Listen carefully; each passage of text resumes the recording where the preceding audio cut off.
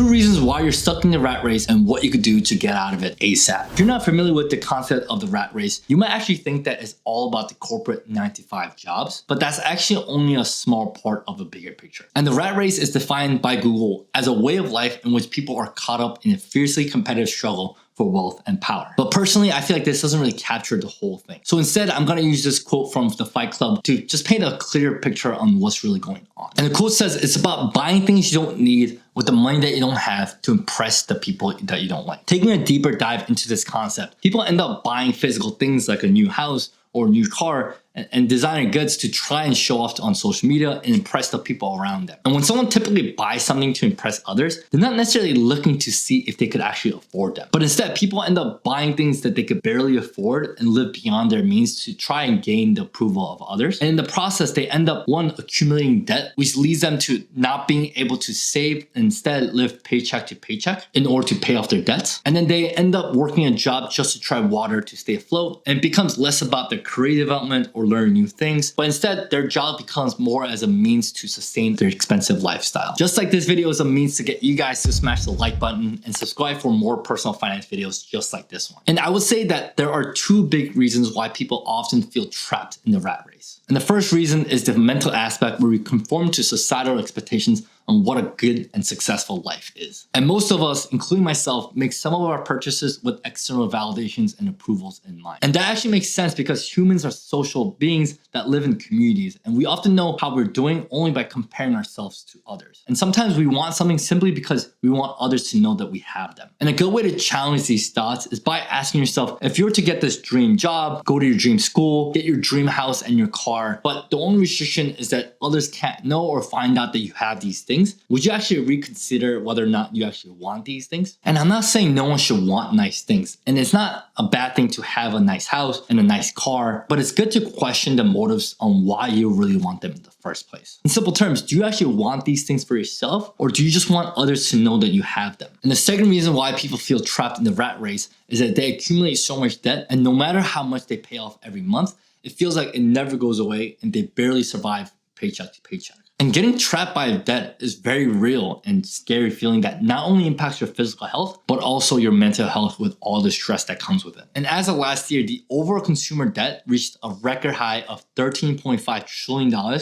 And the average millennial between the age 18 and 34 has a personal debt of $36,000, excluding any mortgages. And more than half of all millennials in debt don't know when or if they will ever pay off what they owe. And a 2023 survey found that 78% of Americans live paycheck to paycheck, which is a 6% increase from the previous year, which means that almost 4 out of every 5 Americans are struggling to save and invest after paying for all of their monthly expenses. So many Americans have to keep working without an end in sight. The scary part about the rat race is that no one actually wins the race, and it's just an endless cycle of working to pay off your debt, working to pay off your debt. And once you're in the rat race and in debt, it's hard to get out, and it's even harder to take risks in your life, like switching your jobs or buying a house and raising a family, all of which people are just delaying due to their current debt. And I do want to mention that some things are just beyond our control, like just how expensive the cost of living is nowadays. And this is due to several factors like wage stagnation, inflation, and short supply of housing. And it doesn't help that right now, it's just tough time to find a job, and it's even tougher to find any entry-level jobs without some crazy requirements for minimal pay. And the rising housing prices are causing people to have roommates and live back with their parents. And millions of Americans are spending half of their paycheck on rent alone. So I do want to first acknowledge that we live in a crazy time where life in general is just so expensive, which is making it harder to get out of debt and very easy to get into one. But what can you do if you are stuck in the rat race living paycheck to paycheck? Now, the first thing I would say is to address the mental aspect and the societal measure of success. And it's best to first redefine what success really means to you beyond just the material wealth, and reflect on what's truly important to you rather than chasing the next new shiny thing. And as humans, we adapt to new environments and possessions relatively quickly. So a new promotion or a new job or a new car might make us happy for a little bit, and then we just get used to it. So that means it's totally fine to just buy a smaller house or a little bit older car as long as you live below your means. Now, the second important way to get out of the rat race is by avoiding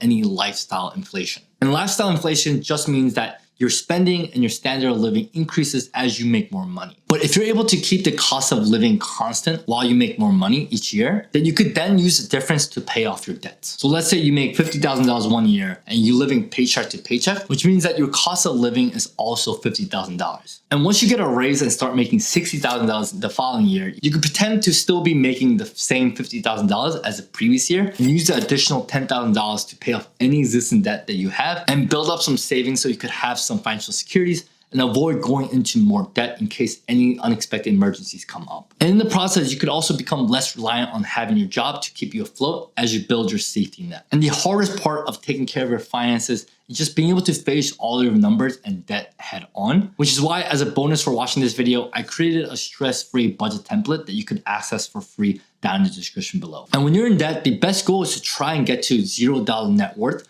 which is a huge accomplishment for anyone in debt. And I believe the best big goal to achieve after that is to get to your first $100,000. And I explain all the reasons in this video and all the math behind how to get there as soon as possible. So make sure you check out that video next, and I'll see you guys there.